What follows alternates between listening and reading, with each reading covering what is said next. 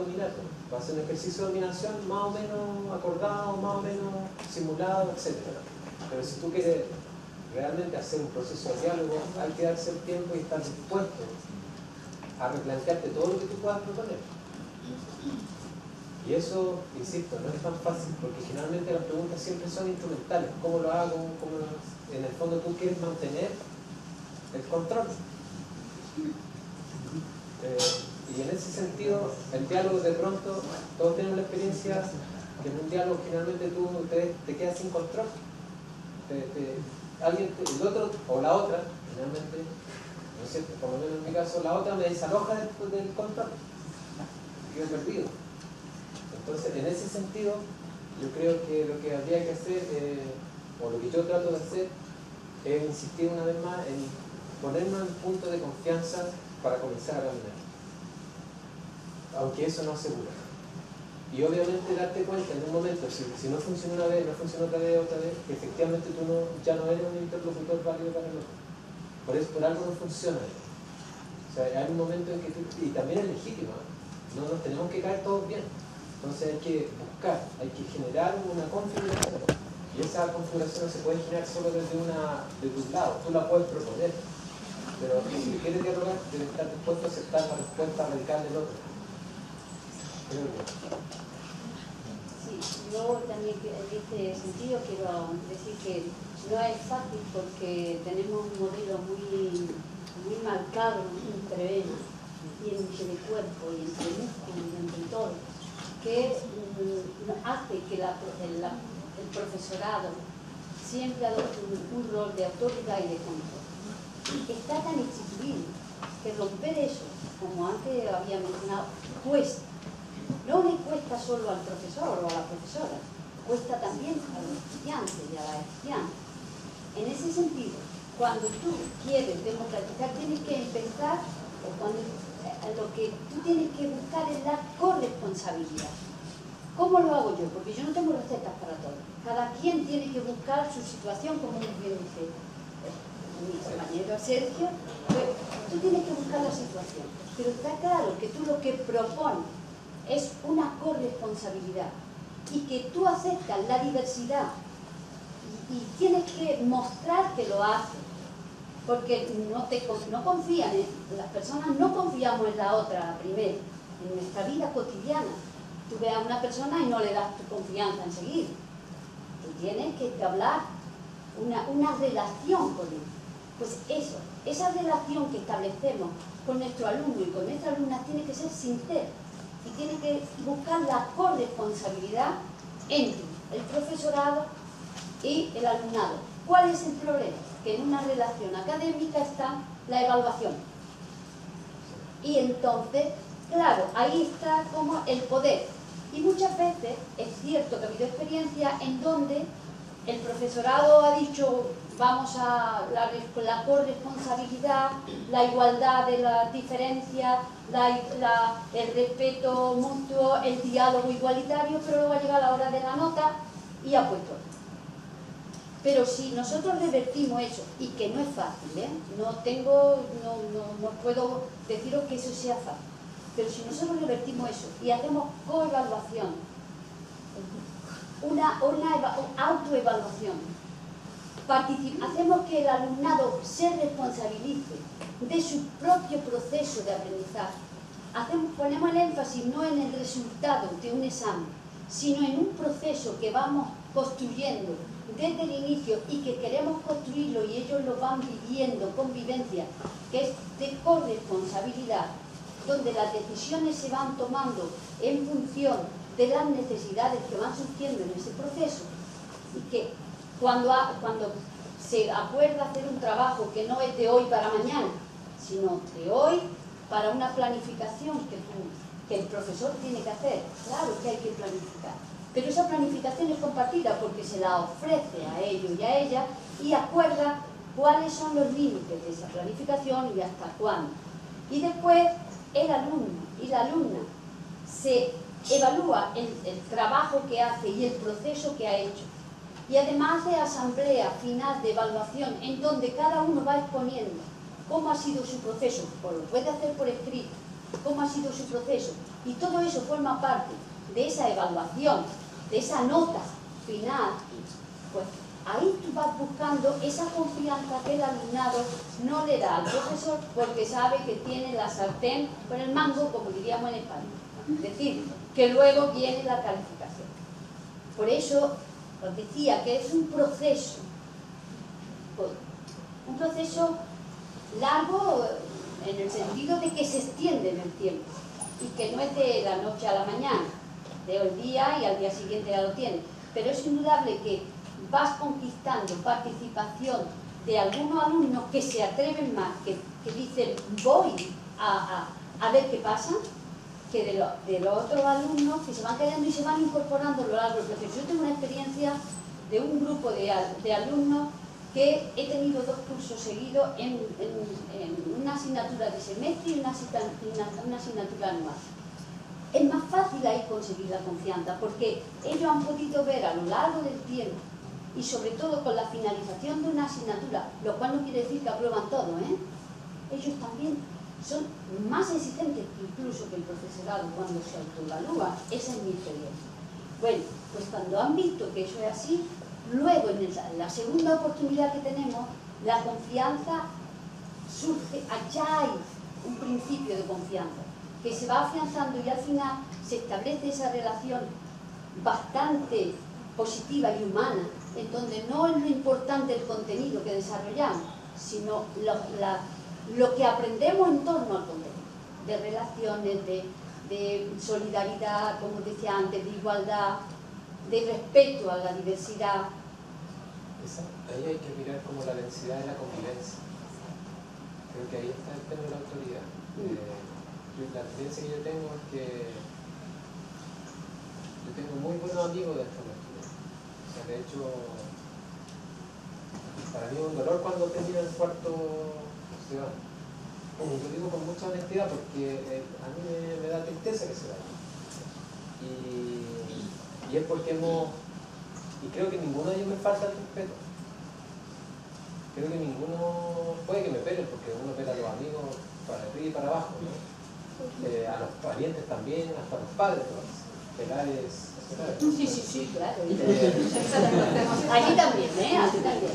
Pero yo creo que existe respeto mutuo y es porque, por ejemplo, en algunos grupos que yo no he tenido la suerte este año, pero que forman parte, por ejemplo, hubo un grupo que se fue a la nieve, porque forman el grupo de los nómades, por ejemplo. Hay otro grupo que son los enviciados, hay otro grupo que tienen así distintas cosas. En la medida en que uno va compartiendo y va haciendo una convivencia, ¿sí? Ahí va ocurriendo la democracia. Tú no tienes que decir respétenme, tú haces, respeta y ellos te respetan. En la cotidianidad, cuando todo se agota en el aula, es muy difícil eso, porque es una convivencia muy artificial.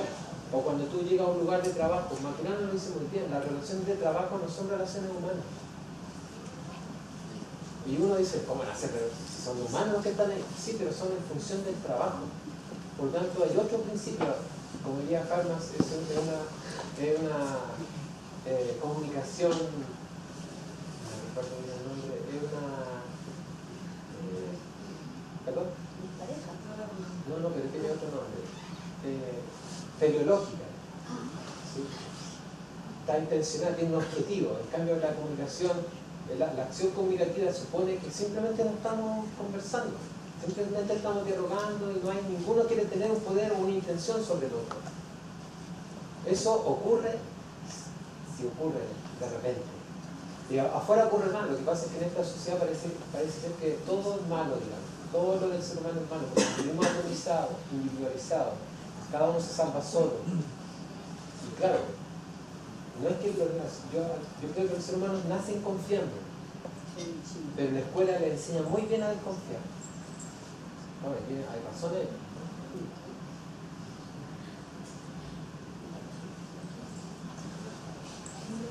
Quería añadir una cosa que ya habéis añadido vosotros, o sea que cuando hablamos del miedo a la autoridad, lo centramos más ahí que en el trabajo de construcción de unas relaciones democráticas. La cuestión de hablar de democracia y autoridad está más en el punto de cómo construir relaciones democráticas pasó en este caso, que como bien había apuntado, está en una cuestión de confianza y de corresponsabilidad y de construirse con el otro, ¿no? Al final la democracia también es una construcción subjetiva de cómo nos relacionamos con el otro y cómo nos relacionamos con el mismo. Es para Sergio, pero también entonces, para mí. Bueno, mi nombre es Ana, soy psicóloga, trabajo en educación y salud. Yo ya lo pensé. Pero mi observación es en parte feminista. En parte feminista. Tú posicionaste el tema de una educación patriarcal. Hiciste algunas anotaciones también en ese sentido. Cuando hablas sobre erotización de la escuela, yo quisiera apuntar ahí a que profundizaras un poquito más el sentido, porque el sentido que me quedó luego de que lo posicionaste en tu discurso me sigue sonando, resonando como patriarcal. Posicionas las fotografías de estas mujeres encapuchadas en una manifestación y tus observaciones seguían teniendo ese tinte patriarcal. De hecho, la talla que pusiste, hablaste de topless, ¿cierto?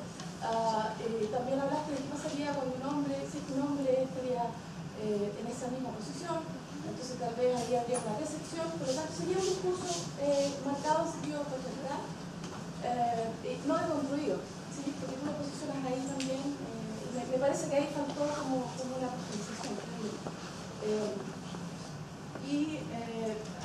Entendiendo también que el cuerpo pintado para mujeres y para feministas también es una práctica. Y en Valdivia se ha ido posicionando como una práctica de resistencia, el territorio como resistencia, donde no se está situando la erotización ahí, sino más bien es mostrar que este cuerpo mujer también puede ser de una manera distinta, es como romper un poco esa lógica de la mujer que dice. Entonces quería que pudieras contraargumentar o comentar un poco más respecto a lo que consideras como erotización.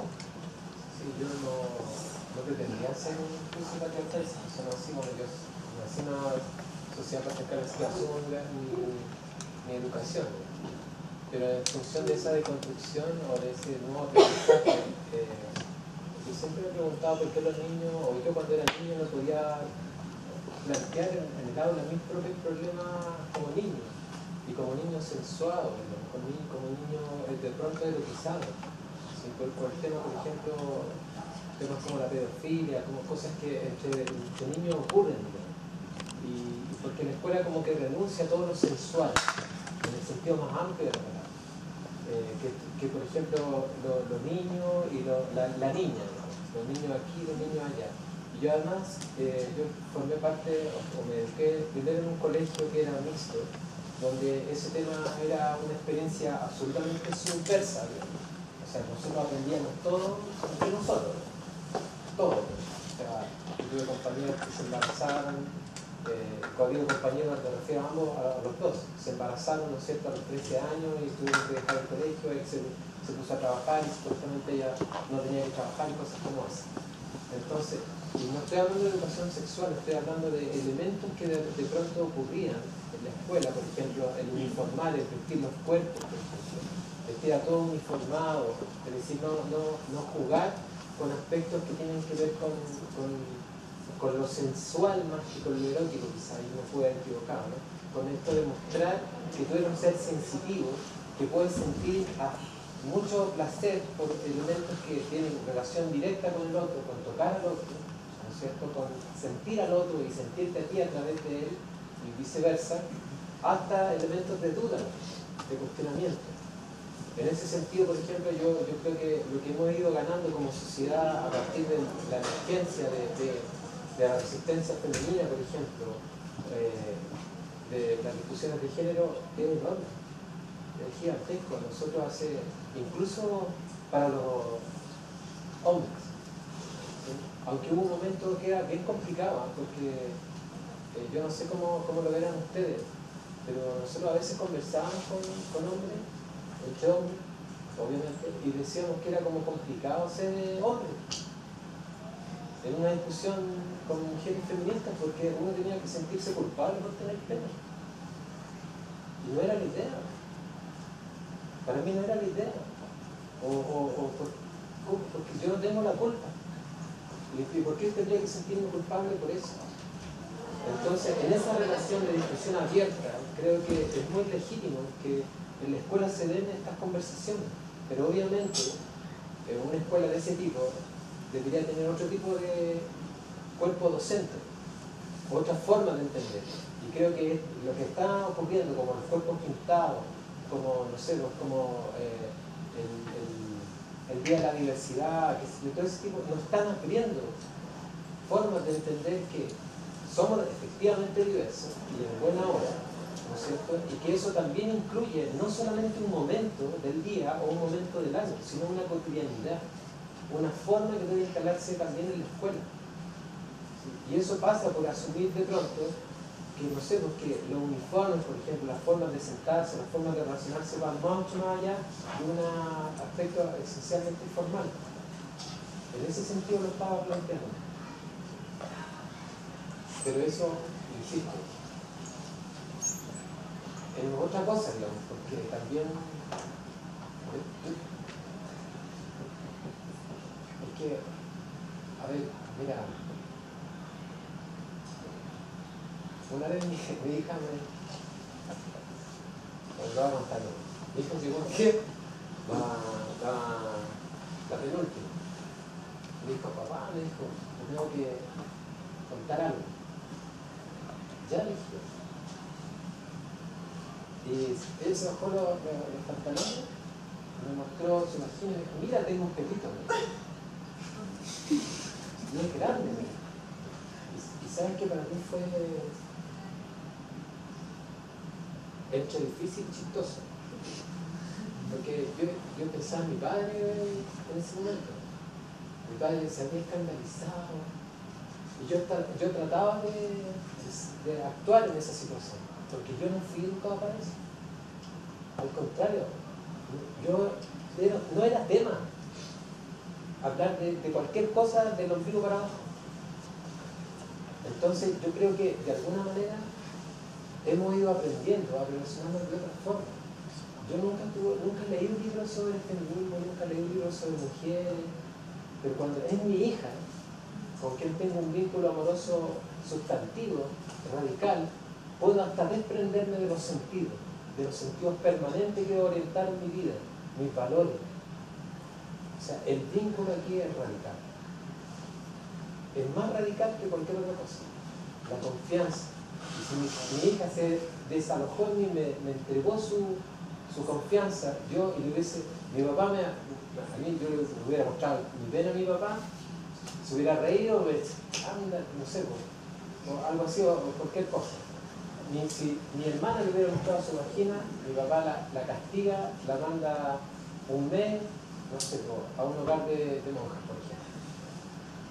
Entonces, lo que le estoy diciendo es que yo creo que esos temas, ¿no es cierto?, que tienen que ver con la sensualidad y la sexualidad, pero también decantan en el erotismo,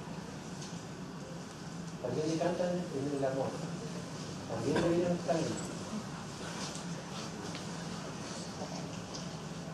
Sí, como resumimos, hay una presentación de habilidades para la vida, un programa de bienestar escolar, la escuela en Valdivia, por eso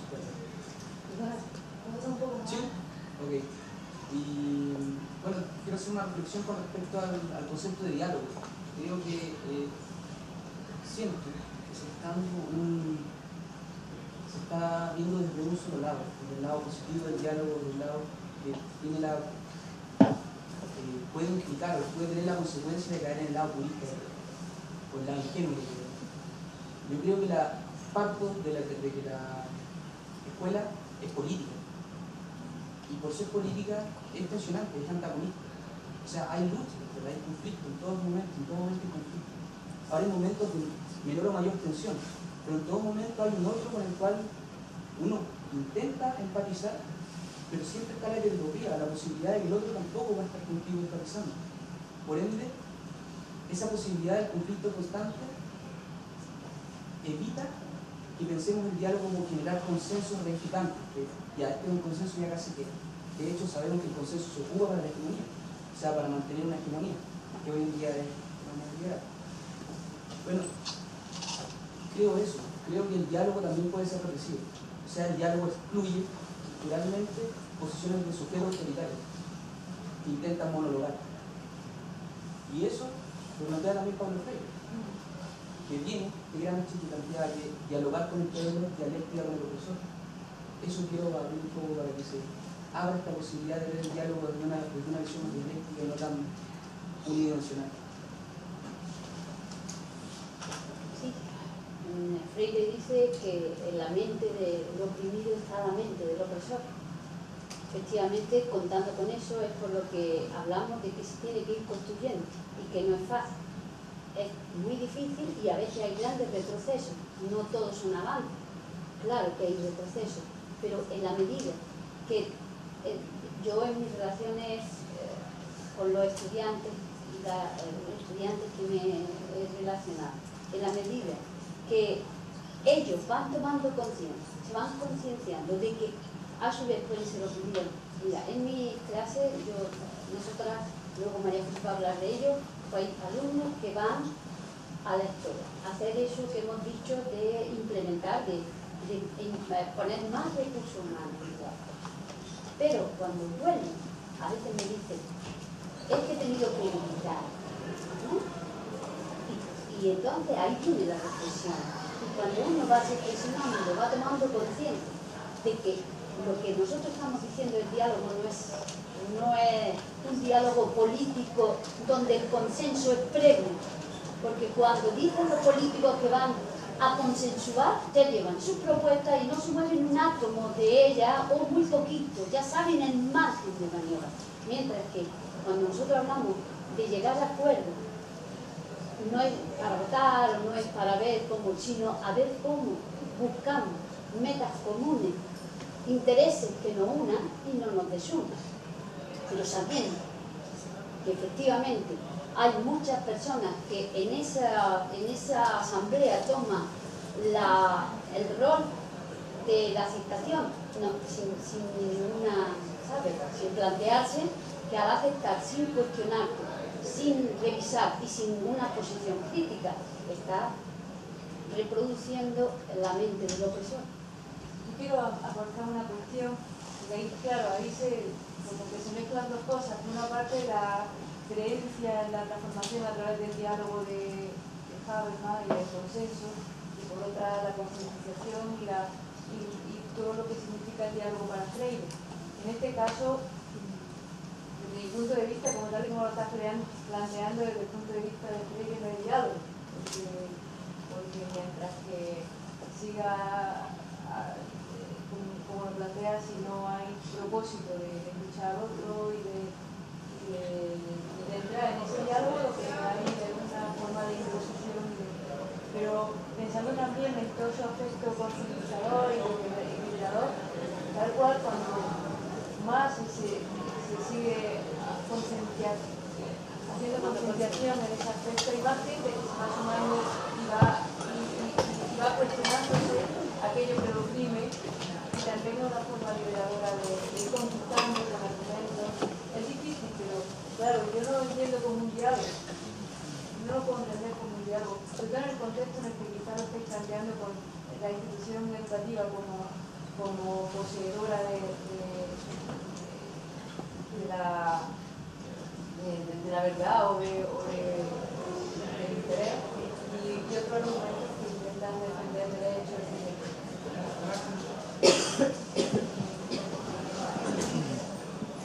Yo creo que el diálogo no es... Sergio, disculpe. Participa y nos están pidiendo que salgamos. Sí, porque además vamos a hacer 6 y después volvemos a la segunda parte. Después luego seguimos discutiendo acerca, porque es muy interesante. No, yo creo que nos seguimos conversando afuera. Yo creo que sí, yo creo que es mejor. Ya aquí está muy interesante, muy interesante que luego se toma esto. Yo creo que luego se toma.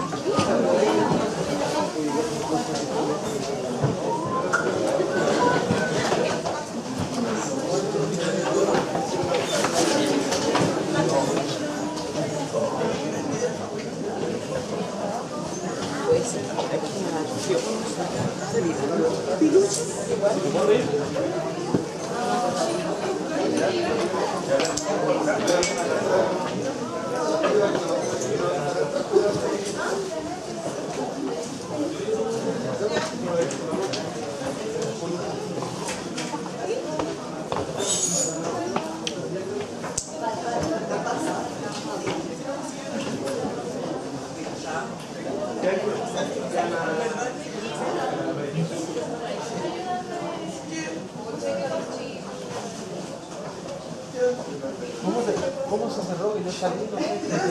No sé qué pasa. ¿Cómo se cerró? Que yo no sé.